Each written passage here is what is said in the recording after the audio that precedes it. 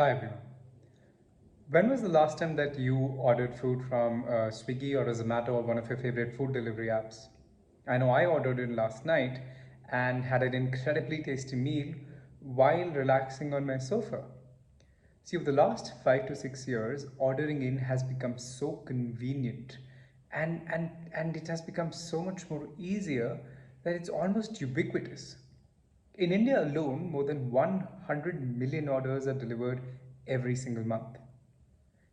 The first time that I started ordering in super frequently was when I was in college and stayed in my hostel because, I mean, you're comparing mess food versus ordering in from one of your favorite restaurants inside your room. Very difficult choice. But you see, while food delivery has made our lives more convenient, it hasn't really done that for the environment. Whenever you order in food, there is always a lot of plastic containers, sachets, spoons, forks, bags that come with it. And we don't think twice, right? Because that's how food delivery started. We've never really had to think about it. And we just think that that's how things work. The problem is that, well, I mean, to be honest, I also didn't think so much about it, right? I mean, sure, me and my friends, whenever we would stroll around in our hostel and a dustbin would be overflowing with these containers, we would complain about it, but nothing beyond that. I mean, we all have studied about plastic pollution, have seen those photos with the turtle with a poly bag in his mouth, or the infamous seahorse with an earbud stuck, and also like photos of plastic bags on beaches, oceans, but it's never been personal, right? I mean, the extent of the problem has still been quite abstract.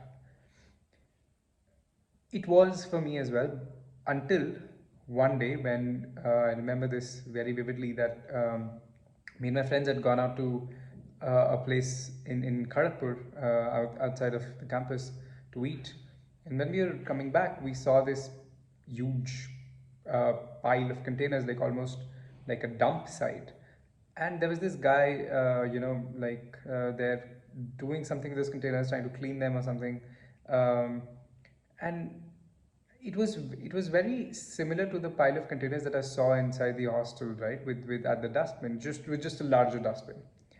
So I went up to this guy and asked him like, "Bhaiya, आप क्या करते हो in containers का? Like, what do you do with these containers?"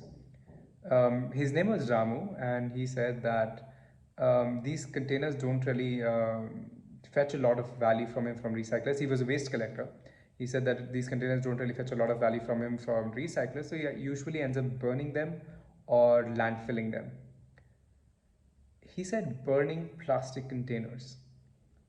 I mean, all of us know that burning plastic containers releases toxic fumes, which is a major health hazard. He had two of his kids playing right next to those set of containers. Two very young kids breathing in those toxic fumes. That was the image that took that shook me.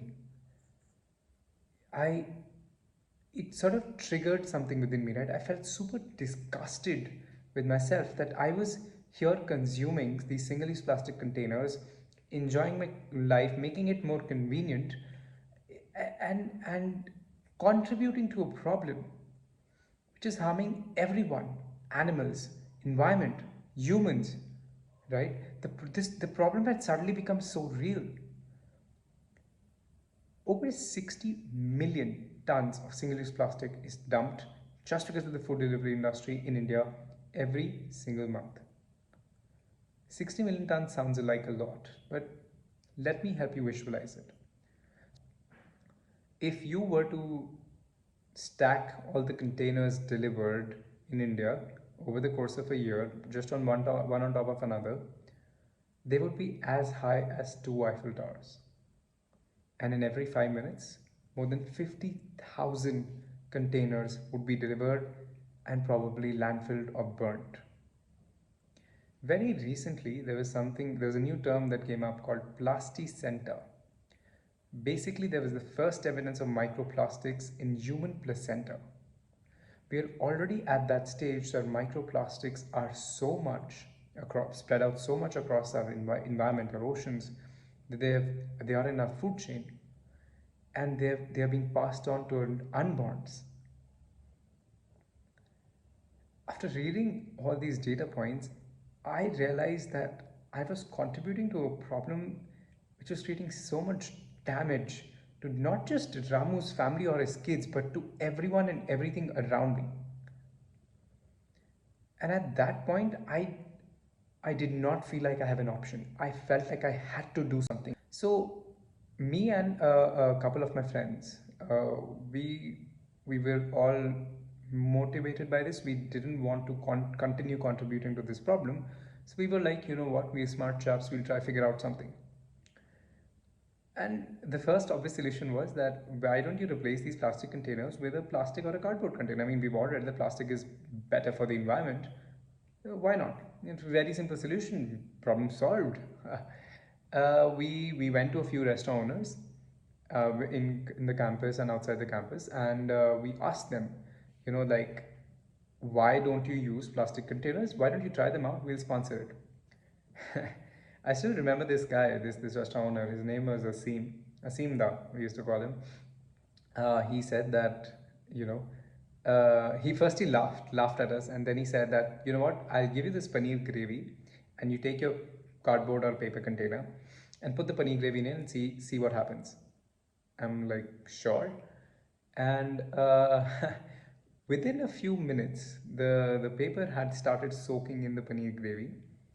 It was getting wet, soggy, and weird, but it was definitely not a material that could be used for delivering food for like 30-40 minutes, like deliveries.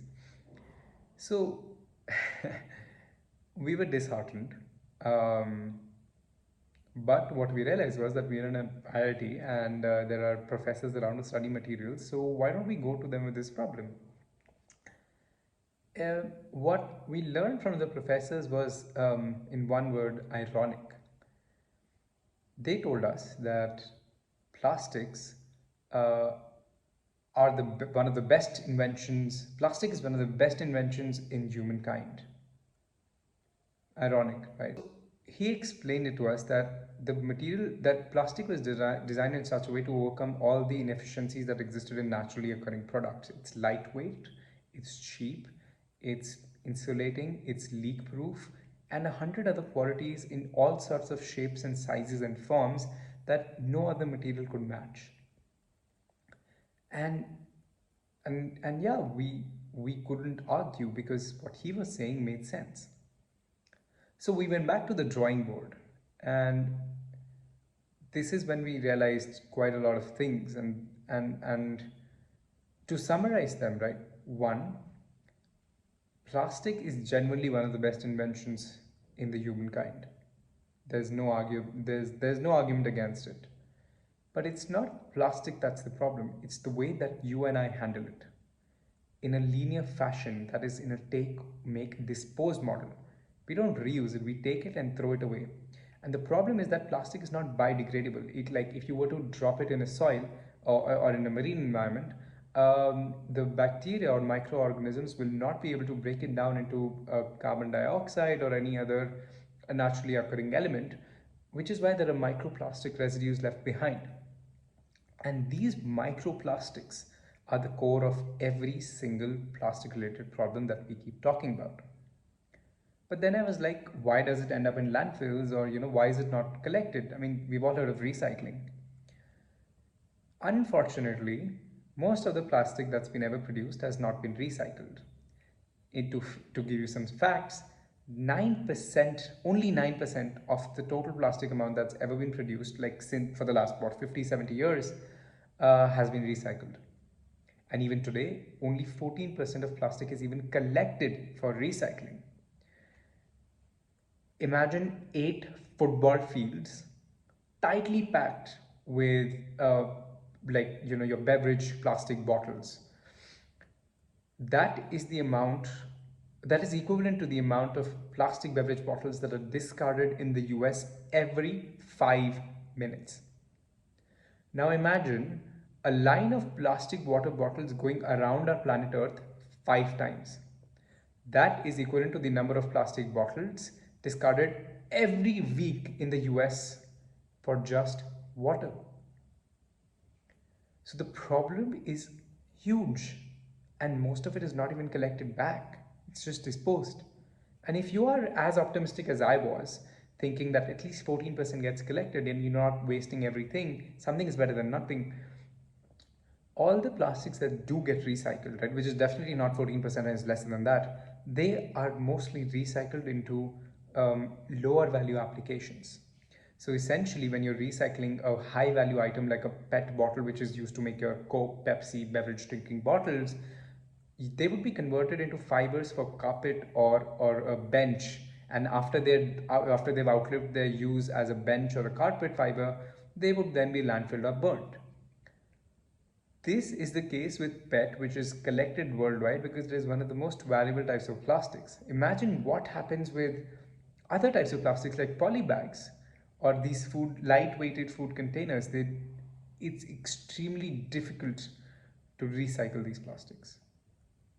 So we've talked a lot about these harmful things that keep coming up or that have come up because of a rise, the food delivery industry or the use of plastics, the way that we use plastics overall, right? The linear model. Now imagine this. Imagine that when you order food on a food delivery app, you get a container which is a lot better quality, like premium container, microwavable, all of that, and then you return it. You don't throw it away, you return it. It gets washed and gets reused over and over and over and over again. In that case, you are saving money as the customer, restaurant is saving the money. The environment is better off because there's like no waste being dumped into it. And there's more money in the system overall. So why wouldn't you want to move towards it? And this system is the basis for circular economy. Circular economy is essentially about reducing wastage while reducing production. So increasing the utilization of the resources that we've already used or used to make some things.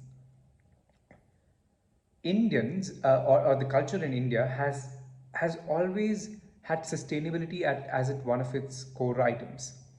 Broken, if I mean, I remember at least in my childhood that if I had a T-shirt which was dirty or had holes in it, it would not be thrown away, but it would be used as a mop. Or if there was something broken, we would not buy something new immediately to replace it, but we would try and fix it because there have been resources that have been put into making that item or clothing or whatever it is. But over the years, the consumption patterns have shifted, and unfortunately, they've shifted towards this take, make, dispose model, which not only leads to a loss of economic value but is harmful for the health of the planet and every living being on it. So, circular economy, but is not just about reusing these or reusing these recyclable materials, but it requires reimagining the entire supply chain, the product proposition, so that we can address the environmental concerns of production and consumption. And it's not as if it's a new thing. It's not just a word that just is being thrown at you. It's something that you're experiencing. The benefits of it are being experienced by you on a daily basis. I'll give you a couple of examples. Uber, we all use Uber, right? Thankfully, I don't need to own a car because as Uber, I just call a cab and move around. And you can use the same car to move around instead of buying another car. Uber is a very good example of increased asset utilization where you're providing a service without buying new materials all the time. So another example would be, let's say, Apple. Apple refurbishes items. So you give in your old products, they break it down, take the parts out and rejig it so that they can be used in a new product instead of making the new parts from scratch. They understand that resources, time, effort, money, all of that has gone into making this particular product, and instead of just throwing it away, we can reuse it. In my opinion, the only way to reduce the amount of material we landfill or incinerate is to reduce the amount we produce in the first place. So the next time that you see a reusable container on your food delivery app, do opt in. Thank you so much.